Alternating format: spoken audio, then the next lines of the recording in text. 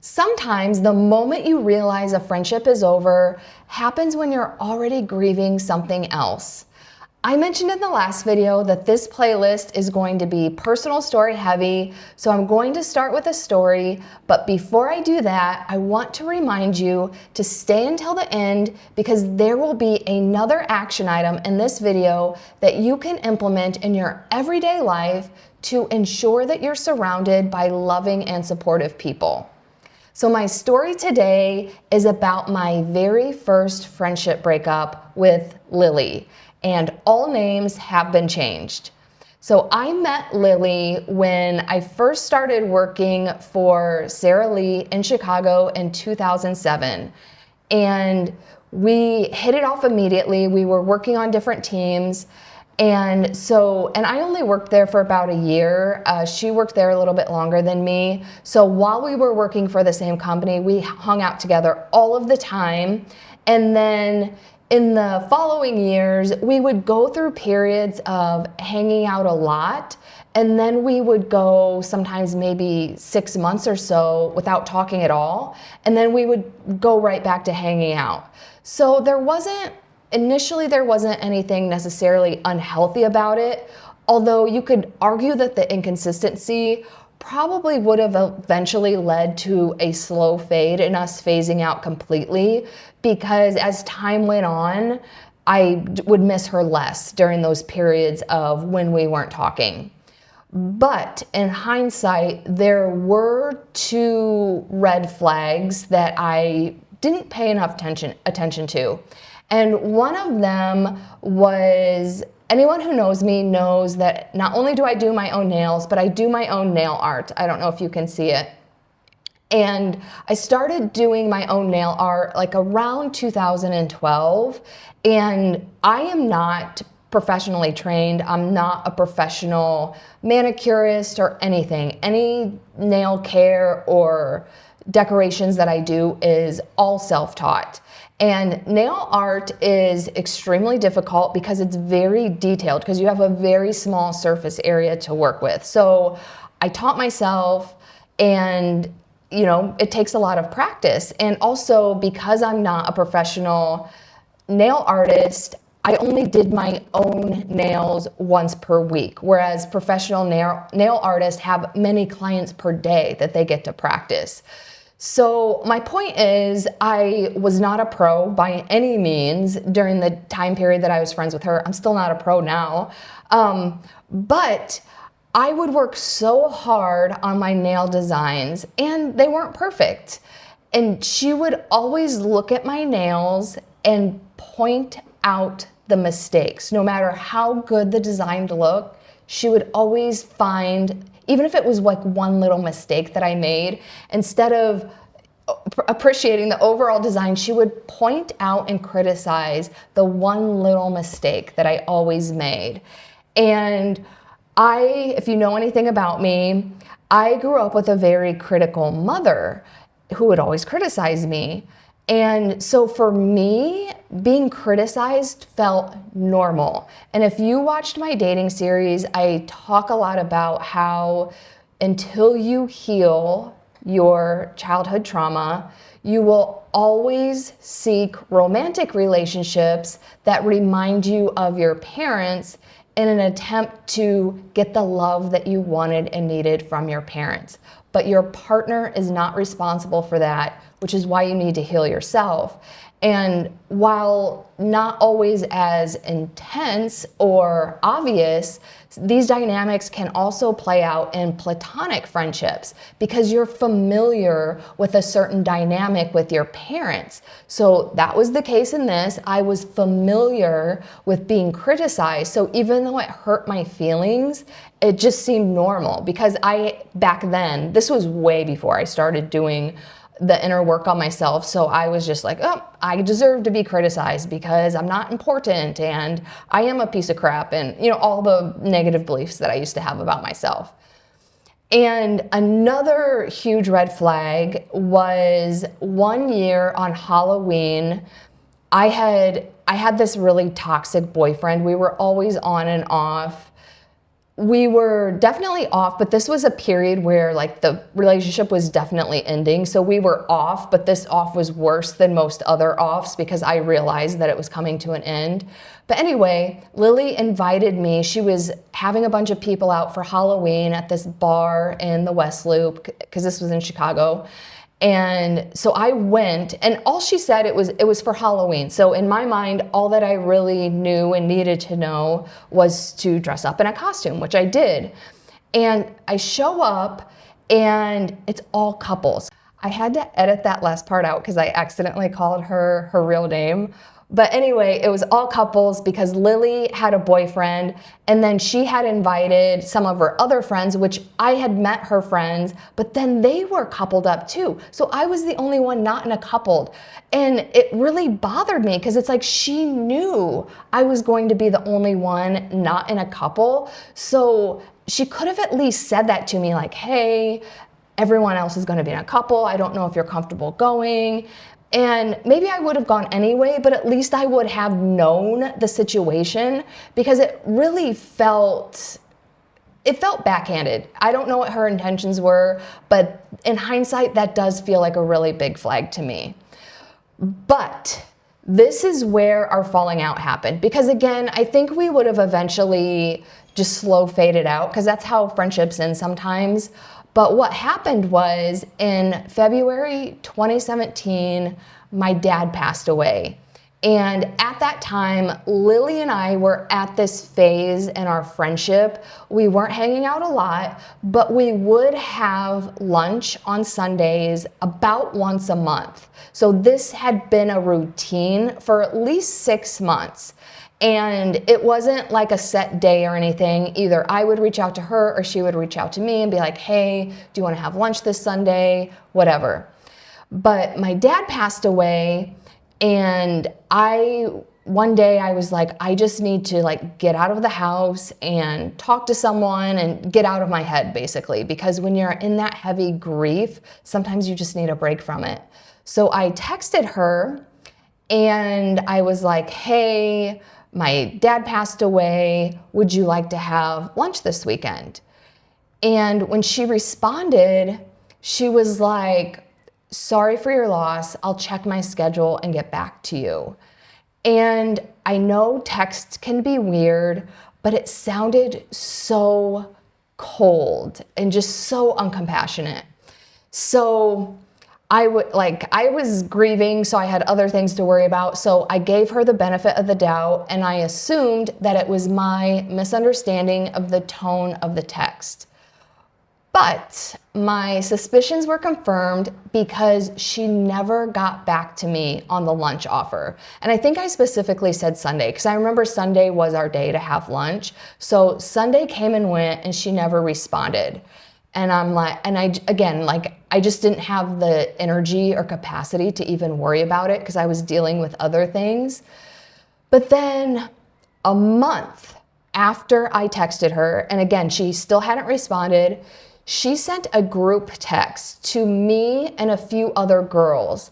And these other girls, I knew who they were, but they were her friends. These were not people that I would normally hang out with. And I definitely did not consider them friends of my own, even though I was cool with them. And when we hung out in a group, we were like cordial and we all like had rapport, but they were not friends of my own. So the first of all, she still hadn't responded to my personal text. And now she's sending out a group text for all 4 of us to have lunch.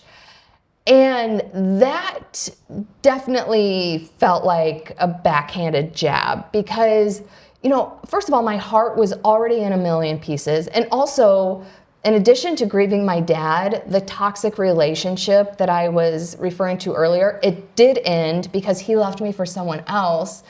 And so I was grieving that breakup. I was grieving my dad.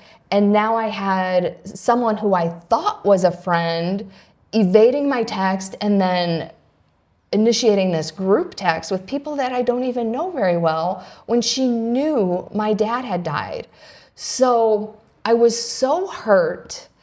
And again, this is at a time before I had done a lot of inner work on myself. So I would have handled the situation differently as me now. But back then I was so hurt that I don't know if I removed myself from the group text or if I just muted it, but regardless, I never engaged in it. So they're all texting about like what day and where they want to go, and I just wasn't even responding. So then another month went by. So I'm assuming they already did their group lunch. So another month goes by. So this is 2 months after I had sent her the text, hey, my dad died, do you want to have lunch on Sunday? So 2 months later, she responds to that text and she was like, hey, sorry for not getting back to you about lunch. I'm available this Sunday.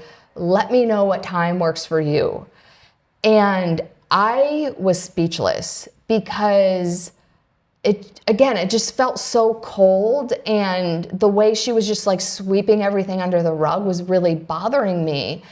And at that point in my life, I usually did also swept things under the rug, but because I was so deep in my grieving, I truly did not have the energy to pretend that everything was okay. And I remember it was like, when we were texting, I remember I was working, and so it was a lot to process. So I was like, I'm just gonna wait until later to respond to her. But then the evening rolled around, and I was literally speechless because I was like, I don't even know how to respond to this because I'm so hurt, and this all just feels so cold. And so I couldn't think of anything to say, so I didn't respond, and I slept on it, and I woke up, and I was still speechless. And I was like, I don't know what to do. And I remember very clearly, because back then we all have intuition. We're all born with it. It's just whether you're tapped into it or not. And now I'm tapped into my intuition, but I used to like get these messages and then just ignore them.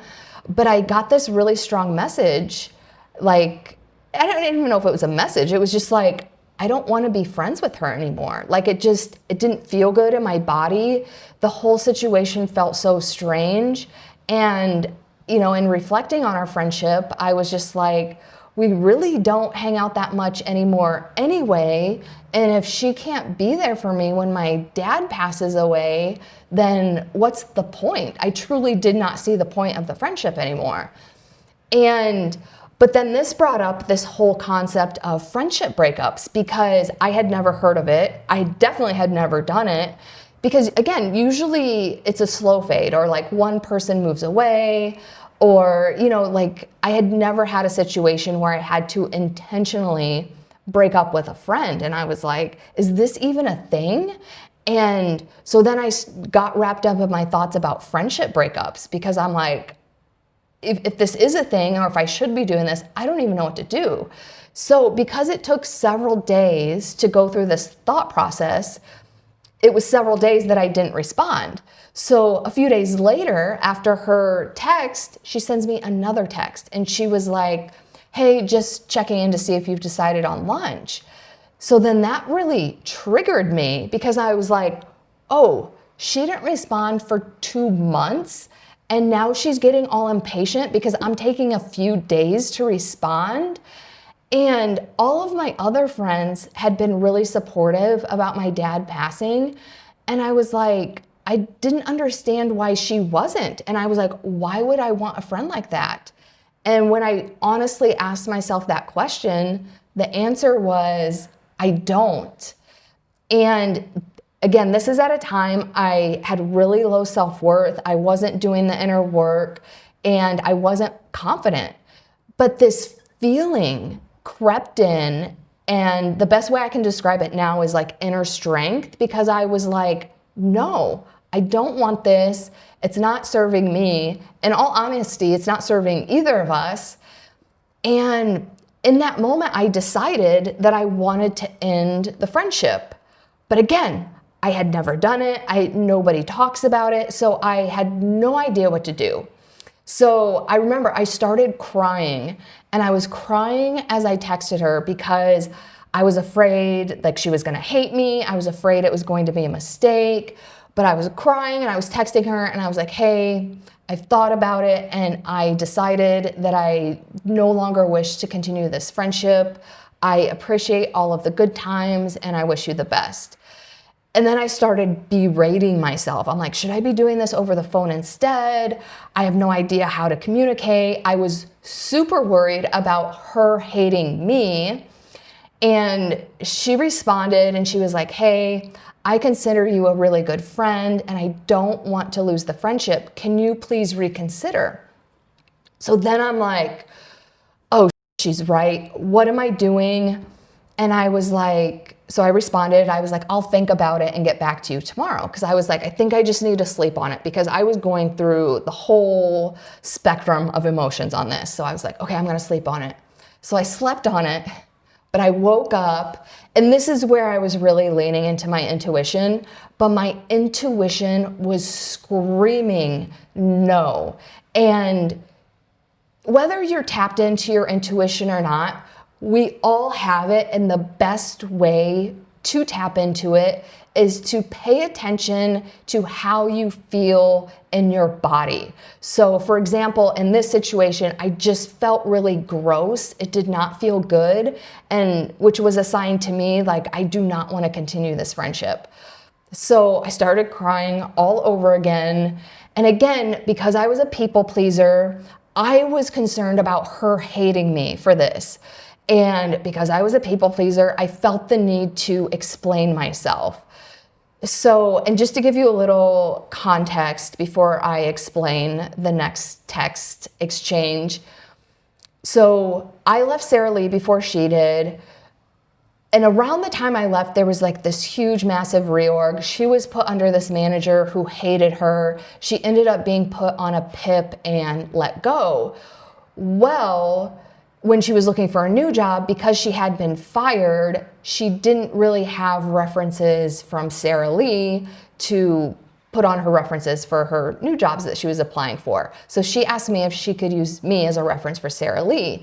And I remember they did call me and I was like, yeah, and I don't think I lied. I think I admitted like we weren't on the same team, but I was like, yeah, but I just gave a credible reference for her, which technically her and I didn't really work together, so I was not totally familiar with her work ethic or anything that they really needed a reference on. So that's just a little backstory context. So I had woken up, my intuition was saying no, and because I was a people pleaser and I didn't want her to hate me, I felt the need to explain myself as I was breaking up with her. So I texted her and I was like, you know what, I thought about it and I stand firm on my decision.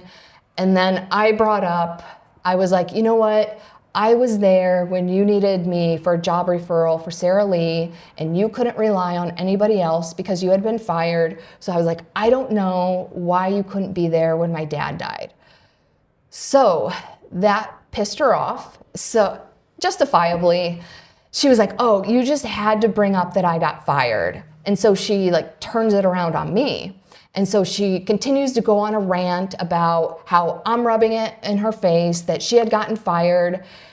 And I didn't give a that she got fired. It's not what it was about. My whole point was like, I was there for you. Why can't you be there for me? But she missed that point. And then upon reflecting on it, I was like, it felt like a quid pro quo statement anyway. Like, I did this for you, so you need to do this for me. So in hindsight, I do regret saying that to her. And this is why you shouldn't have to explain yourself to anybody or you shouldn't even try, because there's always gonna be further misunderstandings from you trying to explain. And also my personal philosophy is you shouldn't have to explain yourself. Just stand firm in your decision, and you are the only person who needs to understand any of the reasons. So in that moment, I realized that, because I'm like, there's absolutely nothing that I can say that will help her understand why this bothers me so much. So in that moment, I decided I'm just gonna stop explaining. I already let her know that I'm not interested in the friendship, so I'm just gonna let this go. But then she kept sending me text, and her last text was like, well, this tells me what kind of person you are. You're going to get what you deserve in life, so take care.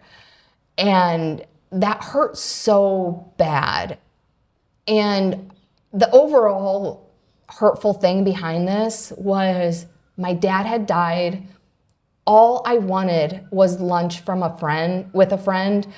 I didn't feel like I was asking too much, especially since this was part of our normal routine. I wasn't asking her for anything extra. And even if I was, I feel like a good friend would have had lunch with me because my dad had died. But somehow I ended up being the villain in the story. So again, this is at a time where I had really low self-worth. I was a people pleaser. So I internalized a lot of this because I had a lot of shame. I was like, I don't know what the hell I'm doing. I don't know how I'm going to get through the rest of my life. I totally screwed this up. I still don't agree that I handled that in the best way possible, but I just went down this total shame spiral about it instead of having self-compassion. And a lot of it was around, like, I have no idea what I'm doing in life because I'd never broken up with a friend and we aren't talking about it. So I had no point of reference. But what I want to be very clear on is nobody knows what they're doing in life.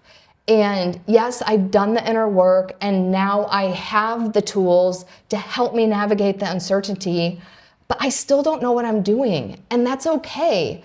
The difference is I don't feel shame about it and I trust myself to figure it out. So the most painful part about this friendship breakup, again, it wasn't necessarily losing the friendship because we had already started drifting away anyway, but it was realizing how long I had normalized being unsupported by her and the fact that I had never spoken up for myself until then. And I felt so much shame around it. But that was the lesson because that moment forced me to see something clearly. I had been prioritizing familiarity over my own emotional safety. And again, your emotional and physical safety should always be your number one priority. So even though ending the friendship did hurt deeply, over time, something else showed up underneath the grief. And that was that feeling of inner strength that I had kind of tapped into when I initially texted her that I didn't want to be friends. Because when I really reflected back on our friendship, it wasn't serving either of us anymore. And I finally trusted myself enough to walk away. And by trust, I mean, I trusted the feeling in my body that it didn't feel good anymore. And I trusted myself to actually take action and walk away because I trusted that I would figure it out and I would make new friends and I would fill that void. So, and again, you guys see me as the confident and courageous person I am now that has standards for my life, and that was not me back then at all. This was at a point when my self-worth, I would go as far as to say it was almost zero. So, but my point is, even when it's the right decision, it may not always feel good in the moment because I also had a lot of shame about it not feeling good. So the story I made about that was it wasn't the right decision. But sometimes the right decision doesn't feel good. So that's why it's very important that you give yourself the space to grieve and feel how you feel, while also celebrating the fact that you're a functional adult and protecting your emotional safety and the fact that you get to choose who you invite into your life. So here is the action step for this video. When you spend time with your friends, truly ask yourself these questions. Are they supportive, especially when things are hard? Do they accept me for who I am, not just who I'm being when I'm in a good mood? Because another thing about this, I feel like she didn't accept me when I was grieving. It's like, oh, I'm okay to spend time with you when you're happy and everything's fine, but it's not when you're grieving. Also, do you feel calmer and more like yourself after spending time with them, or more anxious and self-doubting? Because again, if you even, because sometimes it's hard to put a finger on some of these things in terms of facts. So even if it's hard to answer some of these questions the way I just stated them, just pay attention to how it feels in your body, and that is your answer. And again, I'm not talking about an isolated incident. I'm talking about patterns over time. So pay attention to every interaction so that you can get a sense of a pattern. And my overall point is you don't need to make a dramatic decision about any of your friendships today. Just notice these patterns, because your body always knows, and it's usually long before your mind and heart are ready to admit it. So I will see you in the next video, which is video 3 in the Radiate Don't Accommodate series.